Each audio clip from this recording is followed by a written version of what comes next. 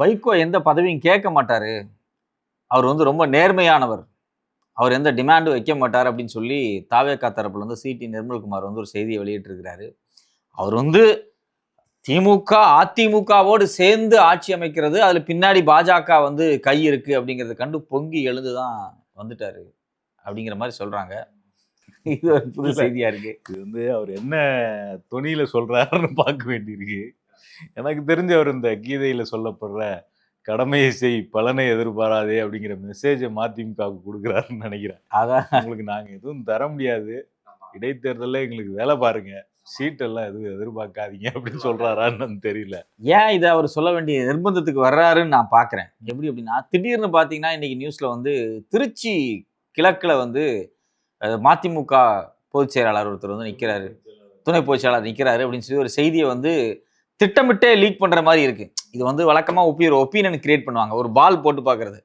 So அப்போ எனக்கு தெரிஞ்சு மதிமுக தரப்புல இருந்து இப்படி ஒரு செய்தியை வந்து ஒரு பாலா போட்டு விட்டா என்ன ரியாக்ஷன் வருது தாவேகா தரப்புல இருந்து அப்படின்னு பார்த்துருக்குறாங்க. ஆனா முதல்லயே வந்து இல்ல அவர் வந்து பதவியில எதிர்பாராமல் வந்திருக்கிறார் அப்படின்னு சொல்லி டக்குன்னு வந்து ஆஃப் பண்ணிட்டாங்க. அது வந்து இது ஆதவர்ஜினாவோ புஷியோ கூட பேசல, சி.டி. நிர்மலை வச்சு பேசி முடிச்சு விட்டாங்க.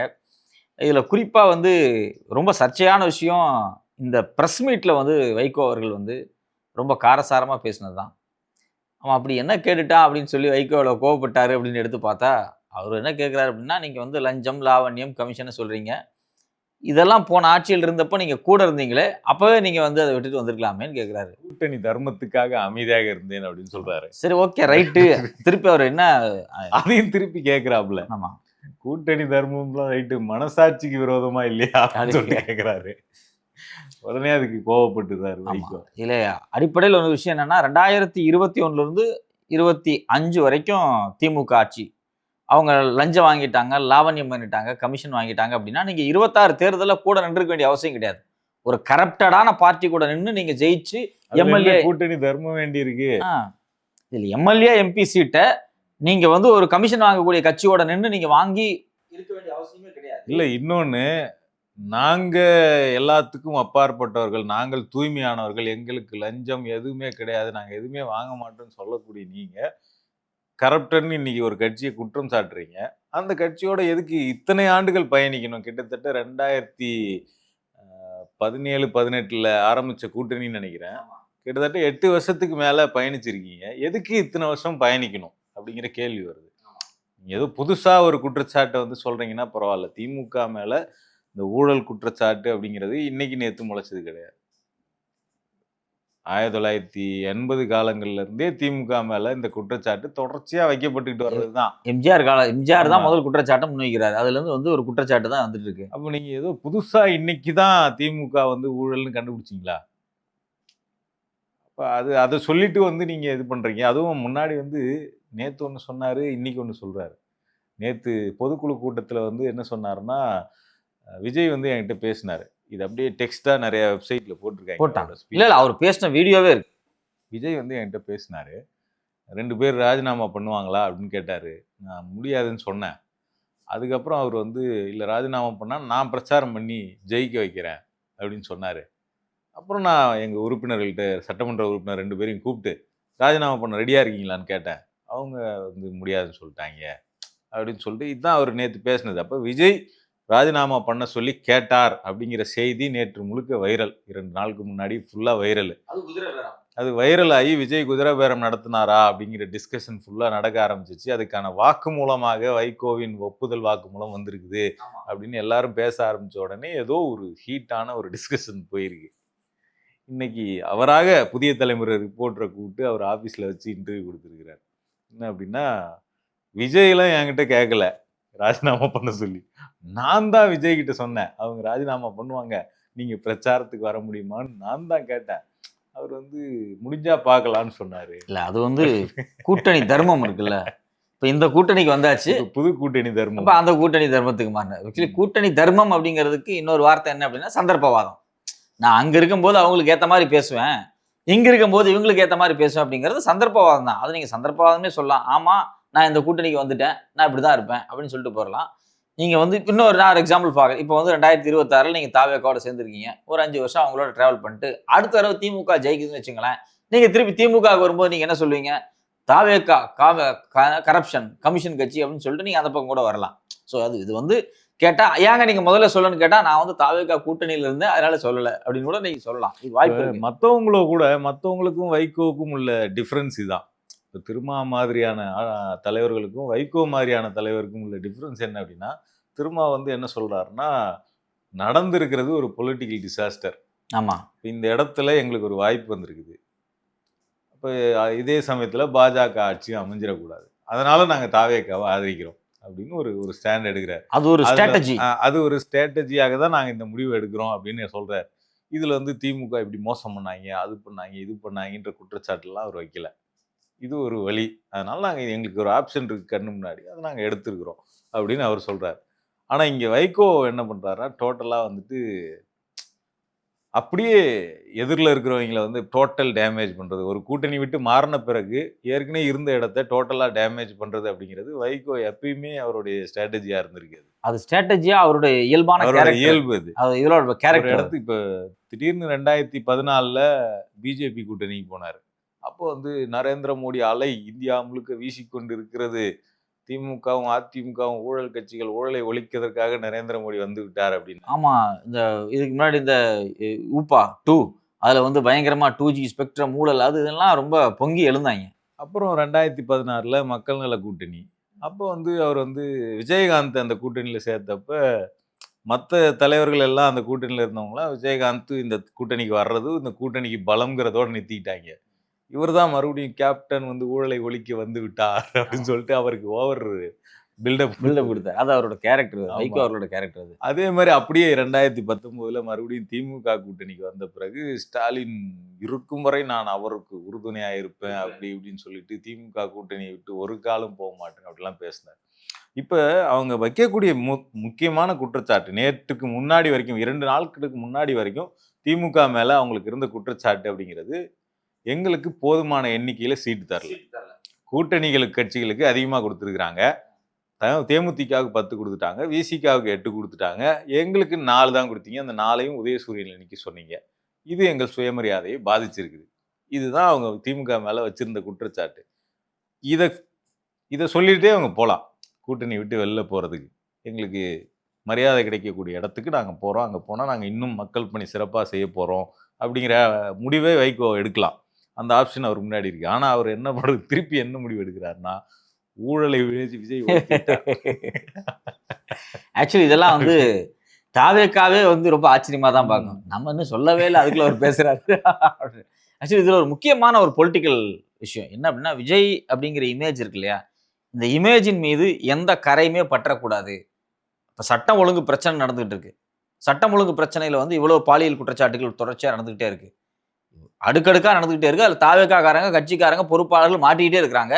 இப்ப இதை வந்து விஜயை நோக்கி கேட்க வேண்டிய ஒரு கேள்வி இல்லையா, தாவேக்காவை நோக்கி வைக்க வேண்டிய கேள்வி இல்லையா? இந்த கேள்வியை கேட்கும் போது பத்திரிகையாளர்களோ இல்ல மத்தவங்களோ இந்த உரையாடல் நிகழ்த்தும் போது இடையில வைகோ வந்து நின்று விஜயை காப்பாத்துவார். இது ஊழல். திமுக சேர்ந்தது ஒரு அரசியல் மோசடி அப்படின்னு சொன்னாரு.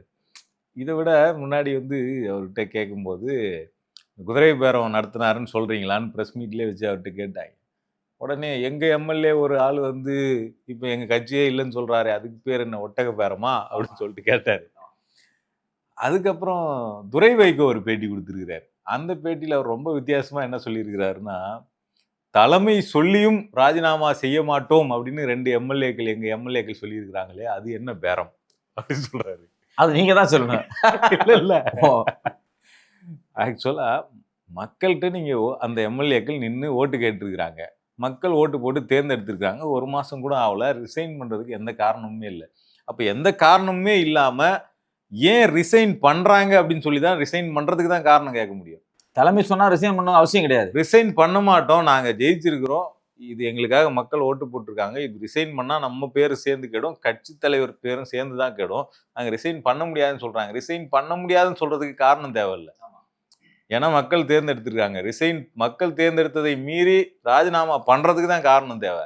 அப்போ நாங்க ஒருத்தரை ராஜினாமா, ஒரு எம்எல்ஏவை ராஜினாமா கட்டாயப்படுத்தி ராஜினாமா செய்ய சொல்றதே ஒரு குற்றம். அதை வந்து பப்ளிக் ஸ்டேட்மெண்ட்டாவே துரை வைகோ கொடுக்குறாரு. நேற்று வைகோ ஒரு பப்ளிக் ஸ்டேட்மெண்ட் கொடுத்தாரு, குதிரை விவரத்தை நார்மலைஸ் பண்ணி. இன்னைக்கு துரை வைகோ நாங்க கட்டாயப்படுத்தி ராஜினாமா பண்ண சொன்னோம், அவங்க கேட்கல அப்படிங்கிறத வந்து ராஜினாமா பண்ண சொன்னோங்கிறத ஒரு பப்ளிக் ஸ்டேட்மெண்ட்டா கொடுக்குறாரு. இது ரெண்டுமே அடிப்படையில ஒரு கிரிமினல் வழக்கினுடைய குற்றங்களுக்கு ஒப்புதல் வாக்குமூலம் கொடுக்குற மாதிரி தான். ஆமா, ஆக்சுவலி வந்து கட்சித்தாவல் தடை சட்டத்தின் அடிப்படையில நாளைக்கு இது விசாரிக்கப்படும் போது நீங்க எப்படி 2 எம்எல்ஏ ராஜினாமா பண்ணுங்கன்னு சொல்ல முடியும். அப்ப இந்த வீடியோஸ் இவங்க சொன்ன ஸ்டேட்மெண்ட்ஸ் எல்லாம் எடுத்து அது மக்கள் மேண்டேட்டுக்கு எதிரானது தானே. இந்த 2 எம்எல்ஏக்கள் இருக்காங்க இல்லையா, மதிமுக எம்எல்ஏக்கள் 2 பேருமே, அவங்க 2 பேரும் இப்ப எங்களை அவங்க எம்எல்ஏ பதவி விட்டு ராஜினாமா சொல்லி கட்டாயப்படுத்தினாங்கன்னு ஒரு லெட்டர் கொடுத்தா அது வந்து கிரிமினல் கேஸ். இது அடுத்த முறை வைகோ அவர்கள் நினைச்சிட்டு இருக்காரு 10 சீட்டு கிடைச்சா நம்ம சின்னத்துல நிக்கலாம் அப்படின்னு. சின்னமே கிடைக்காது, கட்சி எங்கேயாருமே ரத்தாகும். அந்த அளவுக்கு எல்லாம் போகும் இந்த விஷயம், குதிரை பேரம் அப்படிங்கிறது. இது அவங்களுக்கு வந்து சின்னமே கடைசி வரைக்கும் கிடைக்காம போயிடும். ஸோ அப்போ இதில் என்ன அப்படின்னா, தனக்கு இருக்கக்கூடிய ஒரு இமேஜ் இருக்குல்ல, வைகோவினுடைய இமேஜ், தமிழ்நாட்டில் பல போராட்டங்களை நடத்தியிருக்காரு. முல்லை பெரியாறுல இருந்து காவேரி பிரச்சனையாக இருக்கட்டும், நியூட்ரினோ பிரச்சனையாக இருக்கட்டும், ஸ்டெர்லைட் பிரச்சனையாக இருக்கட்டும், உறுதியாக நின்று பல போராட்டங்கள் நடத்தியிருக்காரு. ஈழ போராட்டத்துக்கு ஒரு மிகப்பெரிய அச்சாணியாக செயல்பட்டிருக்காரு. இதில் எந்த மாற்று கருத்துமே கிடையாது. ஆனால் இந்த இமேஜை தன்னுடைய கடைசி காலகட்டங்களில் தன்னுடைய அரசியலினுடைய முக்கியமான ஒரு காலகட்டம், ஒரு பையன் அரசியலை கொண்டு வந்திருக்காரு. அடிப்படையில் அவர் திமுகவிலிருந்து வெளியே வந்ததே வந்து வாரிசு அரசியலுக்கு எதிராகத்தான். திரும்ப அவர் பையனையே வாரிசு அரசியலுக்கு கொண்டு வந்து அதை கட்சியில் இருக்கவங்க ஏற்றுக்கிட்டாங்க, ஏற்றுக்காதவங்க வெளியே போயிட்டாங்க, அது வேற கதை. இப்போ அந்த இடத்துல தன்னுடைய இமேஜை மொத்தமாக ஒரு நடிகருக்காக இல்ல இன்னொரு விஷயம் இருக்குது. இப்ப விஜய்க்கு வந்திருக்கக்கூடிய ஒரு விஷயம் இருக்கு இல்லைங்களா, நடந்திருக்கிறது ஒரு விஷயம், ஒரு அன்எக்ஸ்பெக்டட் வெற்றி, ஒரு பெரிய ஆதரவு எங்க போனாலும் இருக்குது. விஜய்ங்கிற முகத்துக்கு ஒரு பெரிய கிரேஸ் எங்க போனாலும் இருக்குது. அப்போ அவங்களுடைய வேட்பாளர்களுக்கு அதே கிரேஸை வச்சு ஓட்டு விழுந்திருக்கு. அப்ப ஒரு கட்சிக்கு ஒரு புது ரத்தம் பாய்ச்சணும்னு நினைக்கக்கூடிய எல்லாரையுமே விஜயை ஒரு டூலா பாக்குறாங்க. ஆமா, விஜய் ஒரு டூல். அந்த டூல் இருக்கவங்க நமக்கு ஓட்டு, அவர் கூட போய் நிக்கிறதன் மூலமா நம்ம கட்சிக்குள்ள புது ரத்தம் வரும் அப்படிங்கிற உற்சாகம் வந்து எல்லாருக்கிட்டையுமே இருக்கிறத பார்க்க முடியுது. ஆனா அது எந்த அளவுக்கு யதார்த்தத்துல சாத்தியம் அப்படிங்கிற கேள்வி இருக்கு. ஏன்னா காங்கிரஸ் கட்சி இன்னைக்கு உச்சகட்ட மகிழ்ச்சியில இருக்கிறதுக்கான காரணமே அதுதான். ஸோ இன்னைக்கு வந்து மாணிக் தாகூரை வந்து விஜய் பக்கத்தில் நின்று 2 பேரும் கை தூக்கி நின்றுட்டாங்கன்னா காங்கிரஸ் கட்சியில லட்சோப லட்ச இளைஞர்கள் ஓடி வந்து ஜென்சி காங்கிரஸ் கட்சிக்குள்ள குதிச்சிருவாங்கன்னு அவங்க எதிர்பார்க்குறாங்க. ஆனா அதெல்லாம் வந்து யதார்த்தத்துல சாத்தியமா அப்படிங்கிறது முக்கியமான கேள்வி. ஏன்னா விஜய்க்கு இருக்கக்கூடிய கிரேஸ் அப்படிங்கிறது அது டிவிகேக்கு மட்டும்தான் அது செல்லுபடியாகும். கூட இருக்க கூட்டணி எல்லாத்துக்கும் அதே கிரேஸ் வரும்லாம் சொல்ல முடியாது. அப்படி வந்தாலுமே ஏதோ ஒரு காரணத்தினால நாளை உங்களுக்கும் விஜய்க்கும் ஒரு முரண்பாடு ஏற்பட்டு நீங்க விஜயை விட்டு வெளியேறீங்க அப்படின்னா அந்த உள்ள வந்த கிரௌடு மொத்தமா திருப்பி டிவிகேக்கு தான் போகும். ஏன்னா அந்த கிரேஸ் மூலமா தான் உங்களுக்கு உள்ள வருது. நீங்க வந்து ரொம்ப பொலிட்டிக்கலா பேசுறீங்க வேக். இங்க கூட்டணிக்கு போனவங்கள்ல எனக்கு தெரிஞ்சு திருமாவர்களை தவிர்த்து வேற யாருமே கட்சியை பலப்படுத்தணும், ஒரு சித்தாந்தத்தை பாதுகாக்கணும் அப்படிங்கிற நோக்கம்லாம் இல்லை. இப்போ என்ன நீங்கள் மதிமுகவும் காங்கிரஸும் புது ரத்தங்களை பாய்ச்சி கட்சியை வளர்த்தி கொள்கையை தூக்கி நிறுத்த போகிறாங்களா? அதெல்லாம் கிடையாது. இவங்களுக்கு ஒரு 10 சீட்டு வேணும், அவங்களுக்கு ஒரு 10 சீட்டு வேணும், அவங்களுக்கு ஒரு 2 அமைச்சர் பதவி வேணும், இவங்களுக்கு ஒரு 2 அமைச்சர் பதவி. யதார்த்தமாக இதுதான் உண்மை. நீங்கள் சொல்கிறது வந்து நான் வந்து விசிகாவுக்கு நான் அப்ளை பண்ணிக்கிறேன். திருமாவர்கள் வந்து கட்சியை ஸ்ட்ரென்தன் பண்ணணும், கட்சிக்குள்ளே புது ரத்தத்தை பாய்ச்சணும், இந்த இடத்துல வந்து நம்ம ஒரு முடிவு எடுக்கணும் அப்படின்னு சித்தாந்த ரீதியாக யோசிக்கக்கூடிய ஒரு நபராக தான் நான் பார்க்குறேன். இப்போ நான் ஐயுஎம்ல வந்து அப்படியே வந்து நின்று கட்சிக்குள்ளே புது ரத்தத்தை பாய்ச்சி அவர் வந்து இல்லை அவர் சொல்றாரு விஜய் பார்க்க போகும்போது அந்த முடிவு எடுத்து போகும்போது பெண்கள் முஸ்லீம் பெண்கள் முழுக்க அப்படியே பீச்சில் இருந்து ரொம்ப தூரத்துக்கு கையில் குழந்தைங்கள்லாம் வச்சு அப்படியே நிற்கிறாங்க. எனக்கு பார்த்தோன்னே ஆச்சரியம், எப்படி இவ்வளோ பேர் வந்தாங்கன்னே தெரியல, எப்படி இவ்வளோ ஈர்ப்பு விஜய் மேலே வந்து முஸ்லீம் பெண்களுக்கு வந்தது, எல்லாமே வந்து காட்ஸ் கிரேஸ் அப்படிங்கிறாரு, அல்லாஹ்வினுடைய அருள் அப்படிங்கிறாரு. அதுதான் சொல்ல வர்றாரு. ஸோ விஷயம் என்ன அப்படின்னா, இவங்களுக்கு யாருக்குமே வந்து தன் கட்சி, தன் கொள்கை, தன் சித்தாந்தம் அப்படிங்கிறதெல்லாம் முக்கியம் கிடையாது. தன்னுடைய கட்சியை பயன்படுத்தி இந்த கட்சியை உயிர்ப்போட வச்சிருந்து, இந்த கட்சிக்கு ஒரு சின்னத்தை உயிர்ப்போட வச்சிருந்து 2 பதவி 4 போஸ்ட் வாங்கிக்கணும் அப்படிங்கிறது மட்டும்தான் நோக்கமாக இருக்குது தவிர, மற்றபடி விசிகா தலைவர் வேணுமானாலும் அவர் ஒரு கொள்கை, ஒரு சித்தாந்தம், இதை வந்து பரப்பணும் அப்படிங்கிறது உறுதியாக இருக்காரு. அவர் வந்து தாவேக்காவோட போய் நின்னாலும் சனாதன எதிர்ப்பு பேசக்கூடியவர் தான். ஸோ அதனால வந்து வைகோ அவர்களுடைய நிலைப்பாடு அப்படிங்கிறது வந்து இது ஒரு ஆபத்தான ஒரு நிலைப்பாடாக தான். ஆக்சுவலா இதுல இன்னொரு விஷயம் இருக்கு. இந்த கூட்டணிக்குள்ள பல சிக்கல்களை நம்ம பார்க்க முடியுது. இப்ப பொதுவா இப்ப அதிமுகல இருந்து நிறைய எம்எல்ஏ ராஜினாமா பண்ணுவாங்க. இன்னைக்கு 6 எம்எல்ஏ பண்ணியிருக்காங்க. நாளைக்கு எஸ்பி வேலுமணி தயாராக இருக்கிறார், கோயம்புத்தூர்ல இருந்து கிளம்பி விட்டார்னு அப்படின்லாம் செய்தி வந்துகிட்டு இருக்கு. அல்ல, அவரு வீடியோ ஒன்று வெளியே வந்திருக்கு. அவர் என்ன சொல்றாரு அப்படின்னா, எனக்கு பதவி கொடுக்குறாரு எடப்பாடி, நான் அதை ஏத்துக்குவேன். என்ன ஆனா நம்பி நிறைய பேர் வந்தாங்க. ஆமா, என்ன நம்பி 20, 25 மாவட்ட செயலாளர் வந்திருக்கான், நான் எப்படி வந்து விட்டுட்டு வர முடியும் அப்படின்னு ரொம்ப நியாயமா தான் அவர் கேட்கிறாரு. அவரை பொறுத்தவரைக்கும் அது நியாயமா கேட்கிறாரு. அந்த நியாயம் என்னன்னா டிவிகேக்கு போறதுக்கான ஒரு நியாயத்தை அவர் உருவாக்குறாரு. அவரு கடைசியில் என்ன சொல்றாரு, விஜயபாஸ்கர் வெளியே வர்றாரு, C T Nirmalkumar, Vaiko, IUML, communist Shanmugam, இப்ப எல்லாரும் சொல்லக்கூடிய விஷயம் என்னன்னா, ஐயோ திமுகவும் அதிமுகவும் ஒன்று சேருது, திமுக எப்பெல்லாம் வந்து இந்த மாதிரி ஒரு எம்எல்ஏ ராஜினாமா பண்றாங்களோ, குதிரை பேரம் பேச ஆரம்பிச்சா உடனே அதிமுக மோஸ்ட் பண்ண ட்ரை பண்ணாங்க, அப்படியே ஸ்டாலின் பேசினாரு அப்படின்னு யாராவது ஒருத்தவங்க பேசுவாங்க. மறுபடியும் இன்னொரு எம்எல்ஏ வந்தா மறுபடியும் திமுக அதிமுக பேச ட்ரை பண்ணாங்க. இன்னொருத்தர் வர்றாரு, மறுபடியும் திமுக அதிமுக. இன்னும் எத்தனை பேர் வந்தாலும் இந்த திமுக அதிமுகங்கிறத விட போறதே கிடையாது. இன்னைக்கு கூட காதர் மொய்தீனை வச்சு சமஸ் ஒரு இன்டர்வியூ எடுத்து போட்டிருக்கிறாப்புல. அதுல வந்து ஸ்டாலின் வந்து நாங்க பார்க்க போனப்ப, எடப்பாடியை முதலமைச்சர் ஆக்குவதற்காக திமுக யோசிப்பதாக சொல்லப்படுகிறது அப்படின்னு எடப்பாடி முதலமைச்சராக பேசப்படுகிறது, திமுக யோசிப்பதாக சொல்லப்படுது அப்படின்னு ஸ்டாலின் சொன்னார். யோசிப்பதாக சொல்லப்படுதாக எடப்பாடி முதலமைச்சராக எல்லாமே படுதுன்னு தெரியல. ஆமா, எத்தனை சொல்லப்படுது, எத்தனை பேசப்படுது, எத்தனை தகவல் வருது, இது இந்த மாதிரி வந்து இல்லை. நான் வைகோவை பத்தி நம்ம சொல்லும்போது இந்த நேரத்தில் வைகோவினுடைய இந்த ஸ்டேட்மெண்ட் அப்படிங்கிறது வந்து தமிழ்நாட்டுக்கு வந்து தமிழ்நாட்டு அரசியலுக்கு ரொம்ப ஹெல்த்தியான ஸ்டேட்மெண்ட் கிடையாது. ஏன் அப்படின்னா, நீங்கள் வந்து தொடர்ச்சியாக தாவேக அரசு இதுவரைக்கும் ஒரு எஃபெக்டிவாலாம் செயல்படலை. இல்லைங்க, இப்போ ஊழல் ஒழிஞ்சிச்சு, கரப்ஷன் கமிஷன் எல்லாம் முடிஞ்சு போச்சு அப்படின்னு சொல்கிறாருல்ல. இன்னைக்கு விராலிமலையில் ராஜினாமா பண்ணியிருக்கக்கூடிய விஜயபாஸ்கர் யாரு? கரூரில் ராஜினாமா பண்ணக்கூடிய எம்ஆர் விஜயபாஸ்கர் யாரு? இவங்க ரெண்டு பேர் மேலேயும் ஊழல் வழக்கு இல்லையா? இடி வழக்கு இருக்கு, விஜயபாஸ்கர் மேலே குட்கா முறைகேடு வழக்கு இருக்கு, எம்ஆர் விஜயபாஸ்கர் மேலே லஞ்ச ஒழிப்புத்துறை வழக்கு இருக்கு, சொத்து வருமானத்துக்கு அதிகமாக சொத்து சேர்த்த வழக்கு இருக்குது, செங்கோட்டையின் மேலேயே பல வழக்குகள். இப்போ இவங்க போயிட்டு தாவேக்கால சேர போறாங்க. இவங்க ரெண்டு பேரும் வந்து காசே கொடுக்காம ஜெயிச்சவங்களா? எலெக்ஷன்ல முதல் போட்டிருக்காங்கல்ல, அந்த முதல்ல எப்படி எடுப்பாங்க?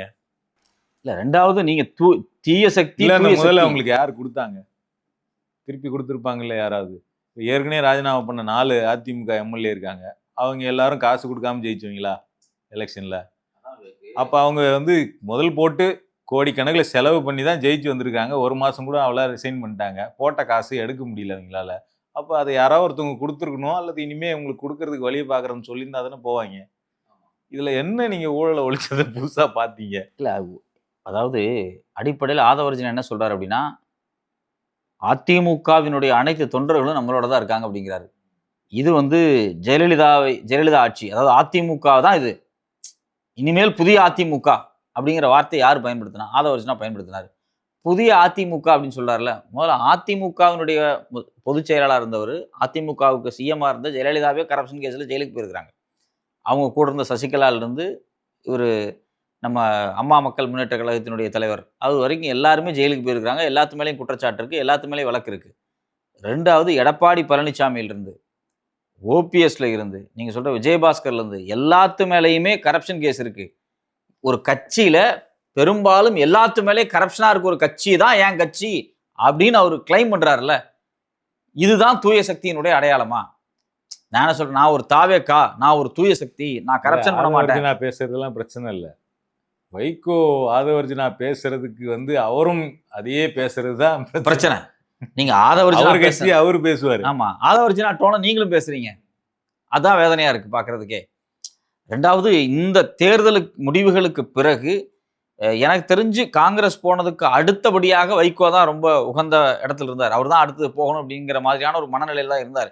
ஏன்னா விஜய் அவர் ரிசீவ் பண்ண விதம் இருக்குல்ல, அவர் வீட்டில் ரிசீவ் பண்ண விதம், மக்கள்கிட்ட பேசினது, அவங்க வீட்டில் இருக்கக்கூடிய வேலைக்காரங்கள்ட்ட பேசும்போது அவர் சொன்ன டயலாக், இது எல்லாமே பார்த்தீங்க அப்படின்னா வைகோ அவர்களை வந்து ஒரு புது தெம்பை உருவாக்கிருச்சு. எப்படி அப்படின்னா, நாம் வந்து திமுகவை எதிர்த்து தான் வந்தோம், இன்னைக்கு வேற வழி இல்லாமல் திமுகட்ட போய் நின்றுருக்கிறோம், திமுக வந்து நம்மளை வந்து இன்சல்ட் பண்ணுறாங்க, அதாவது அவர் சீட்டு கேட்கும்போது 2 தான் தருவேன், அதுக்கு மேலே தர முடியாது அப்படிங்கிற மாதிரி அவங்க சொல்கிறது அவர் ஒரு பெரிய இன்சல்ட்டாக எடுத்துக்கிறாரு. இதில் குறிப்பாக அவர் வைக்கக்கூடிய விஷயம் ஆரம்பத்துலேருந்தே என்ன அப்படின்னா, எங்கள் சின்னத்தில் நிற்க வச்சிருந்தா, நாங்கள் பம்பரத்தில் நின்று ஜெயிச்சிருந்தா நாங்கள் விஜயோட சேர்ந்துருப்போம், ஒரு மினிஸ்டர் போஸ்ட் கிடச்சிருக்கு அப்படிங்கிறது தான் நாங்கள் வந்து துரதிர்ஷ்டம் அப்படின்லாம் வந்து துரை வைகோ பேசுகிறாரு. ஸோ இவங்களுக்கு அந்த மனநல அப்போ அந்த விஜய் ஜெயிச்ச உடனேயே விஜய் அமைச்சரவையில பங்கு கொடுக்குறேன்னு சொல்லி காங்கிரஸை கூப்பிட்ட உடனேயே அது என்ன மனநிலை அப்படின்னா, எல்லாருக்குமே விஜய் கிட்ட போகணுன்ற ஆசை இருந்தது. ஆனா வந்து அவர் ஜெயிப்பாரா ஜெயிக்க மாட்டாரான்னு தெரியாது. அதனால எதுக்கு நம்ம ரிஸ்க் எடுக்கணும்? ஜெயிக்க போற மாதிரி தெரியுறது திமுக தான். அதை எதுக்கு விட்டுட்டு நம்ம போய் அங்க ரிஸ்க் எடுத்து மறுபடியும் தோத்துட்டோம்னா அசிங்கமாயிடும் அப்படின்னு சொல்லிட்டு யாருமே, எல்லாருக்கும் ஆசை இருந்தது. ஆனா ரிஸ்க் எடுக்க யாரும் தயாரா. ஆனா அந்த ஆப்ஷன் திருமாவுக்கு இருந்தது. அவர் வந்து அது வேண்டான்னு மறுத்துட்டார். இப்ப இதுல வந்து ஜெயிச்சதுக்கு அப்புறம் என்ன ஆயிடுச்சுன்னா, எல்லாருக்குமே ஐயோ மிஸ் பண்ணிட்டோமே, நம்ம போயிருந்தா, இப்ப காங்கிரஸுக்குலாம் அதான் கவலை. இன்னைக்கு மீட்டிங்ல வந்து விஸ்வநாதன் பேசுறாரு, போயிருந்தா 70 எம்எல்ஏ, ஒரு துணை முதலமைச்சர், 10 அமைச்சர் நமக்கு கிடைச்சிருப்பாங்க. நம்ம சைரன் வச்ச கார்ல சர்ன்னு சுத்தி இருக்கலாம். சத்தியமூர்த்தி பவனில் சுழல் விளக்குகள் சுத்தி கொண்டிருக்கும் அப்படிங்கிறாரு அவரு. யான் பெற்ற இன்பம் மையகம் பெருக அப்படிங்கிறாரு. இந்த ஃபியர் ஆஃப் மிஸ்ஸிங் அவுட்னு ஒன்று சொல்லுவாங்க. அதாவது இந்த ஐயோ நம்மளை விட்டு போயிடுமோன்ற ஒரு இது. அந்த மாதிரி தான் எல்லாரும் பார்த்துட்டு இருக்காங்க. ஆனால் ஒரிஜினலாக என்னன்னா, நீங்கள் வந்து ஒரு லாட்ரி மாதிரி தான். உங்களுக்கு எந்த லாட்ரியில் வந்து பரிசு விழுன்னு தெரியாது. அப்போ அதனால் வந்து நீங்கள் வாங்காத லாட்ரியில், ஆனால் வாங்க நினச்சிருப்பீங்க, ஆனால் வாங்கினா விழுமோ விழாதோன்னு விட்டுருப்பீங்க. ஆனால் அந்த லாட்ரியில் தான் விழுந்திருக்கும். இப்போ அந்த மாதிரியான ஒரு மனநிலையில் தான் எல்லாரும் இருக்கிறாங்க. ரெண்டாவது அது யாரோ சொல்லி எல்லாம் நீங்க அந்த முடிவு எடுக்கல. காங்கிரஸ்லாம் அந்த முடிவு அந்த இதுல தான் இருக்கிறாங்க. ஐயோ வாங்க சொன்னான், அப்பவே அந்த லாட்டரியை வாங்க சொன்னானே, அதை வாங்க. இந்த சார்லி படம் வரல, உங்க நம்பர் பர்த்டேட் என்ன, உங்க என்ன ராசி, உங்க ராசிக்கு இது வாங்கக்கூடாது, வேற வாங்க அப்படின்னு சொல்லிட்டு போயிடுவாங்க. அதுக்கு முன்னாடி நம்பர்ல ஏற்கனவே வாங்கினதுல பரிசு விழுந்துரும். அருவாள் வச்சு தேடிட்டு இருப்பான் சார்லியை. அது மாதிரி இப்ப வந்து அருவாள் வச்சு தேடி இருக்குது காங்கிரஸ்ல வந்து யார் இந்த கூட்டணி பேசுற விஷயத்தை கலைச்சு விட்டதுன்னு இப்ப அவங்களதான் தேடிக்கிட்டு பலி கொடுத்துட்டாங்க இல்லையா. செல்வப்பிரதையை தான் சார்லி மாதிரி பலி கொடுத்துட்டாங்க. அவரை வந்து இவர் சொல்லிதான்ப்பா அது நடந்துச்சு. என்ன பிரச்சனைனா, நீங்க ரிஸ்க் எடுக்க தயாரா இல்லை, அதை முதல்ல அக்செப்ட் பண்ணிக்கணும். உங்களை யாருமே விஜய் கூட போகக்கூடாதுன்னு தடுக்கல. நீங்க ரிஸ்க் எடுக்க விருப்பப்படல. ஒருவேளை அங்க போய் அது ஒரு டிசாஸ்டரா மாறிட்டா என்ன பண்றதுங்கிற ஒரு அச்சம் உங்களுக்கு இருந்து, அதனால நீங்க சேஃபர் சைடு எடுத்தீங்க. அது ஒரு ஃபிக்ஸட் டெபாசிட் மாதிரி, அது வந்து ஷேர் மார்க்கெட் மாதிரி. அது வந்து எதிர்பாராத விதமா ஒரே நாள்ல அடிச்சு தூக்கிடுச்சு. ஃபிக்ஸட் டெபாசிட்ங்கிறது கம்மியா தான் வரும், ஸ்டேபிளா இருக்கும். வருஷம் 7%. நீங்க திமுகவோடு நின்னதும் உங்களுடைய சந்தர்ப்பவாதம் தான். இன்னைக்கு திமுக விட்டு வெளியே வந்து சேஃப் சைடு, இது சேஃப் சைடு, அதான் சந்தர்ப்பவாதம் தான், வேற அப்படிதான் சொல்ல முடியும். நீங்க திமுக விட்டு வெளியே வந்து இன்னைக்கு நீங்க தாவேக்காவோட போறது சந்தர்ப்பவாதம் தான். ரெண்டுமே உங்க கட்சியை நீங்க சேஃப்டி பண்ணி ஒரு 4 சீட்டு வாங்கி உங்க தொண்டர்களை குஷிப்படுத்தி அவங்கள வச்சுக்கிறதுக்கான ஒரு யுக்தி தான். திமுகவோட நீங்க பெரிய கொள்கை கூட்டணியாலாம் போல, எனக்கு தெரிஞ்சு விசிகாவை தவிர வேற யாரும் அவ்வளவு உறுதியாலாம் போல. அதே போல காங்கிரஸுக்கும் திமுக சொல்லக்கூடிய பெரும்பாலான கொள்கையை காங்கிரஸ் ஏத்துக்காதுதான். வேற வழியே இல்லை, சும்மா வேற வழி இல்லாம தான் அவங்களோட இருந்தாங்க. ஸோ இன்னைக்கு வந்து இந்த ரிசல்ட்டுக்கு பிறகு அவங்களுடைய நிலைப்பாடை மாத்திக்கிறது அப்படிங்கிறது வந்து அவங்க ரொம்ப இயல்பா செய்யறாங்க. அது வந்து ரெண்டுமே சந்தர்ப்பவாதம் தான். இது தேர்தல் அரசியலில் நடக்கக்கூடிய ஒரு இயல்பான ஆட்டம். ஆனா அதுல ரொம்ப முக்கியமான விஷயம், இந்த இயல்பான ஆட்டத்துல ஆளுமைகளாக இருக்கக்கூடிய மனிதர்கள் தான் பலியாவாங்க. அதுல வைகோவா இருக்கலாம், திருமாவா இருக்கலாம். வைகோ அப்படிங்கிற ஒரு மிக முக்கியமான ஒரு போராளி, ஒரு போராளிங்கிற இடத்துல வச்சுதான் தமிழ்நாடு அவரை எப்பயுமே வச்சு பார்த்துருக்கு. அவர் ஒரு அரசியல் தலைவரா பார்த்து கிடையாது. ஆனா அவர் வந்து இந்த களத்துல, இந்த சூதாட்ட களம் மாதிரியான ஒரு களத்துல அவர் தன்னுடைய அந்த இமேஜை பலி கொடுக்கிறார் அப்படின்னு தான் இது வந்து எனக்கு தெரிஞ்சு ஏற்கனவே நிறைய கொடுத்துருக்கிறாரு. பட் சமீபத்துல கொஞ்சம் நல்லா இருந்துச்சு.